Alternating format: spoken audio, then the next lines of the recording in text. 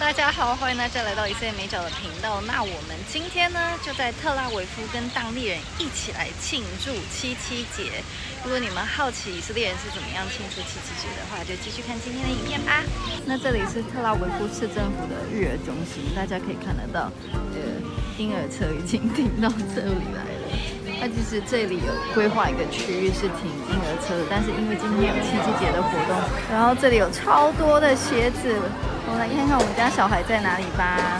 那基本上以色列人呢，在七七節會紀念以色列民族摩西在西乃山領受了妥拉，所以在這一天呢，猶太人他们會徹夜的讀聖經，然後呢會讀路德記，那這是屬於宗教猶太人啦。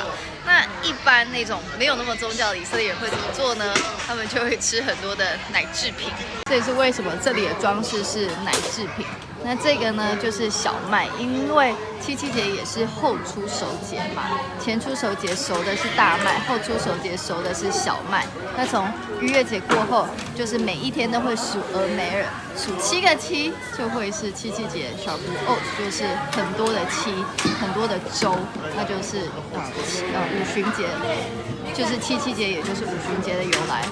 然後除了吃很多的奶製品，例如起司蛋糕之外呢，他們也會用很多的綠色的植物來布置他們的家。所以呢，這裡哪裡有綠色的植物？在這裡，在鞋子的旁邊哦，還有這裡，然後還會就是吃很多新鮮的水果，所以可以感覺得到就是在收成的感覺嗎？那它的這個手工藝呢，可能是在做purim，意思就是煮熟的果子。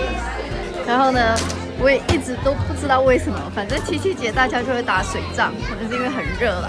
所以這裡有一堆小朋友也都在玩水的東西，看起來是蠻好玩的。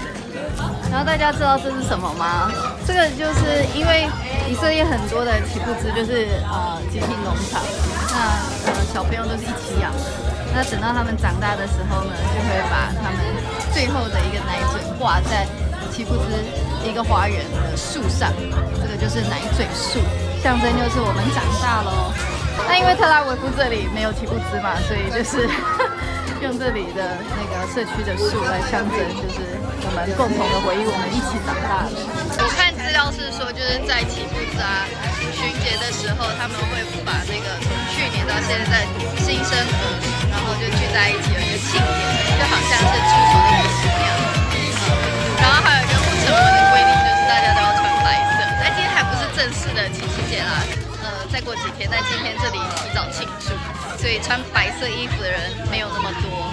大家應該知道，就是聖經的節期，像是逾越節、七七節，還有住棚節，都跟當地的農作物的收成有關嘛。因為古代的人，他們不像現代人有手機啊，可以看到今天幾月幾號，他們就是用節日來知道說我們現在的節期到了哪一個地步。那如果是出手節的話，那大家看到大麥成熟，他們就知道是出手節，就是逾越節要開始了。那七七節呢，就是小麥成熟。那收藏節就是秋天的節日，就是在住棚節。所以你沒有辦法把這個民族抽離這塊土地，因為只有在這塊土地，聖經的節期才會成立。順帶一提啊，在以色列，爸爸在家庭參與度超高。我們這樣看過來啊，基本上一半以上都是爸爸，一半至少一半。也是當然有媽媽，大部分其實我覺得應該在其他國家可能8成是媽媽啦，但是在這裡哇，真的爸爸超多。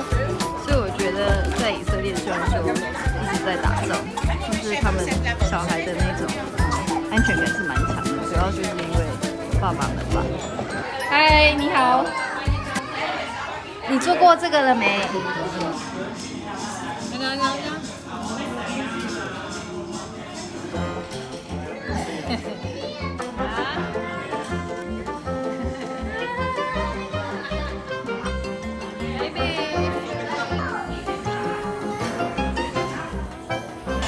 那最後呢，就是來廣告一下，如果大家有興趣的話，暑假8個禮拜，我有做一個希伯來文的品格大冒險，有7個品格是用希伯來文的角度來解釋，很多是出自於聖經的一些品格。那我下一個影片會跟大家更多的解釋這是什麼，但就是先廣告一下啦。好，那今天的影片就到這裡，短短的，這就是在以色列過七七節的一個很歡樂的現場。那我蠻期待明年就他就去上幼稚園，跟以色列小朋友一起過七七節，不知道到時候會是怎麼樣子，到時候就繼續看這個頻道哦。好，大家拜拜。